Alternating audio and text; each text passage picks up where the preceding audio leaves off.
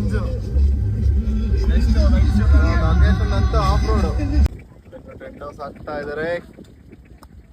Client of sari ಫಂಕ್ಷನ್ಗೆ balloon decoration ಕೇಳಿದ್ರು. Sir balloon decoration ಬೇಡ, ಡಿಫ್ರೆಂಟ್ ಆಗಿರ್ಲಿ, ಅದೇ ಪ್ರೈಸ್ ಅಲ್ಲೇ ಈ ತರ ಡೆಕೋರೇಷನ್ ಮಾಡ್ತೀವಿ ಅಂತ ಹೇಳಿದ್ದು. ನಾವು ಇವತ್ತಿರೋದು ಶಿವಗಂಗಿ ಲೆಫ್ಟ್ ಸೈಡ್ ಇಂದ ಬೆಟ್ಟ ಈ ತರ ಕಾಣುತ್ತೆ.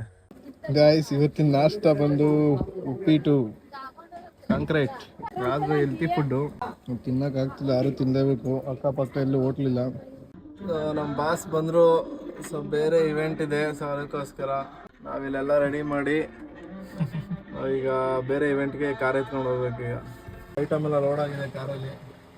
ಇದು ಬೆಳಗ್ಗೆ ಬುಕ್ಕಿಂಗ್ ಆಗಿದ್ದು, ಸಡನ್ ಬುಕ್ಕಿಂಗ್ ಎಲ್ಲ. ಗಾಯ್ಸ್ ಫುಲ್ಲು ಮಳೆ ಗಾಯ್ಸ್ ಹೆವಿ ಮಳೆ. ಡೆಕೋರೇಷನ್ ಆಲ್ರೆಡಿ ರೆಡಿ ಆಗಿದೆ. ಅಲ್ಲಿ